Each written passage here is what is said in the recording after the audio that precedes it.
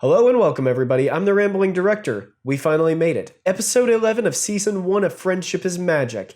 I now get to bless you or curse you, depending on your point of view, with the catchiest song you will ever hear. Winter Wrap-Up. So this episode, basically in a nutshell, is another world-building episode. We haven't got a lot of these so far, so naturally, the jokes in this episode are not quite as good as they have been the last several.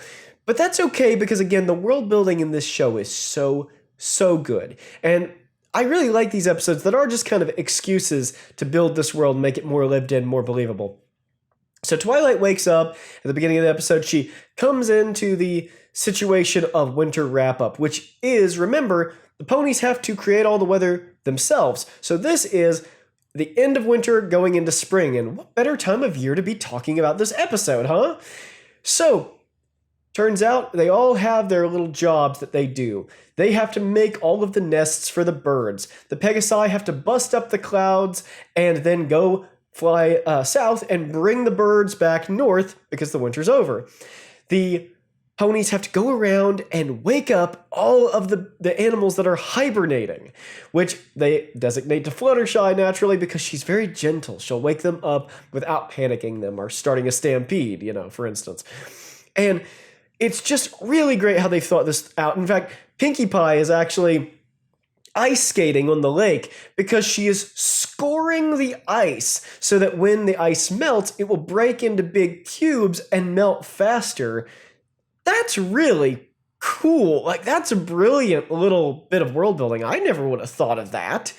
But it's such a neat little bit to just throw at you. And no kid would ever think about the logistics of that. So it is quite cool. And Twilight is trying to get a handle on the three teams, because there's three different teams. The agricultural teams, the animal teams, and the Pegasi team doing their thing. And Ponyville has this weird little tradition. No magic. You can't use magic to wrap up winter in Ponyville. There is an issue with this, but we'll come to it in a second. So, Twilight watches them do their jobs, and of course the ponies all break into a big song and dance number, Winter Wrap-Up. Winter wrap-up, let's finish our holiday cheer. Winter wrap-up, 'cause tomorrow spring is here. This song is so catchy, and it stays in my head this time of year because as winter leaves and spring arrives, all I can do is walk around singing this dang song. So, there you go. I had to suffer, now you have to suffer. I'm hoping it's like the Ring videotape. If I pass the curse on to you, maybe it will leave me alone, because it's been stuck in my head for 11 years. Oh, almost 12 years, actually. Oh my gosh, it's just, it's so much. So anyway, that being said, Twilight tries her hand at everything. She messes up the nests and sends Rarity into a tizzy because Rarity apparently has OCD now. And she tries to help Fluttershy, but she gets sprayed by skunks. Then she tries to help Applejack, and Spike puts a little bug in her ear and is like, hey, you should just do magic. Nobody's ever going to know. So she does it. And she literally plows, because she's driving a plows into everybody and causes like a mini avalanche, which destroys a lot of the progress they'd already made because the Earth ponies have to go around clearing the snow so that they can plant the new seeds. So this leads Applejack to basically, in the really nice way, actually, she's really not that mean about it, but she's like, Twilight, we don't use magic. That's the tradition. That's what we do in this town. That's how we do things, and you especially can't come onto my farm and come doing it without my permission. It's not right. You're breaking our tradition and you're doing it on in my house. So Twilight's brokenhearted. She runs away. Let's talk about the problem with this episode. Okay, it's an unintended consequence, sort of like the episode with Trixie, Ghostbusters, that we talked about before, how it has some unintended little moments that come across as quite dark. This episode, in and of itself, and everything prior to it, does not cause that. There's nothing in the logic of the episode itself that would cause you to think there's anything wrong. There's a problem, however, when you've watched the whole series. Because at this stage, I think that it was meant to be like, genetically, because the Earth ponies have to do everything without magic, they're stronger. So they can kick the trees and drop the apples. They can move these heavy plows, right? But then on the other hand, you have Pegasi, and the Pegasi have wings. They're like birds, right? So their wings give them lift. It's just a basic scientific logic to it, right? They have wings, ergo they fly. Not to be confused with chicken, who has that same issue, but not the same result. Anyway, so it seems like unicorns are the only ones with magic, right? Wrong. Because when you watch the rest of the series, you very quickly realize the Earth pony's super strength and their ability to be so good with plants, that is magic. The Pegasi's ability to fly, that is also magic. In fact, a later episode with a villain named Tyrek proves that the magic can be sucked out of them. And when that happens, Earth ponies become weak and the Pegasi can't fly. Which means they are all using their magic. The unicorns are the only ones not allowed to use their specific, race-specific magic.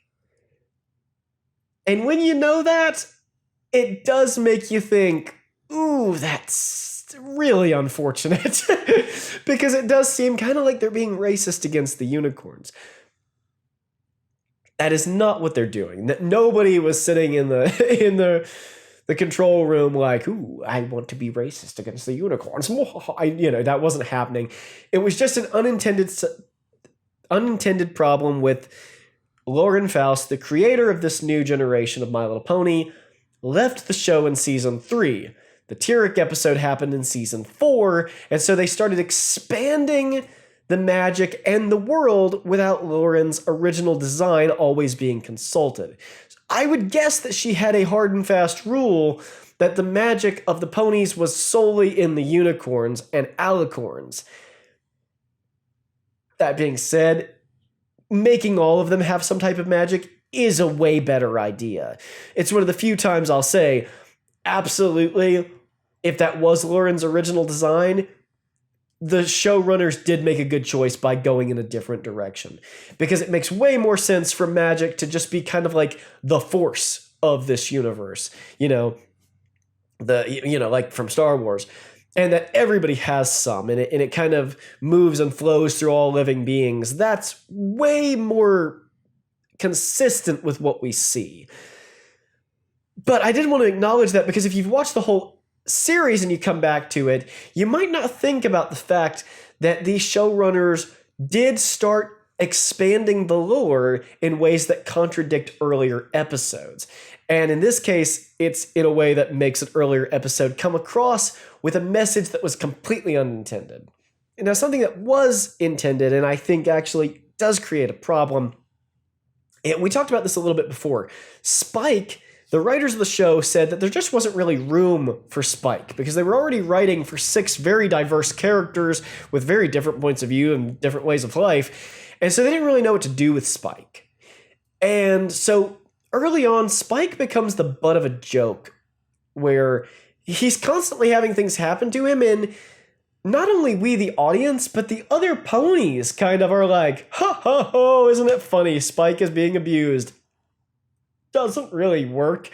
And in this episode, it's sort of like that, where Spike is completely, in this case, actually genuinely useless to this plot, because he can't do anything. Like, there's literally nothing for him to do. He wants to stay home and nap, and Twilight won't let him. At the end of the episode, he ends up catching a cold, and it's almost like meant to be funny, like, oh, didn't Spike deserve that?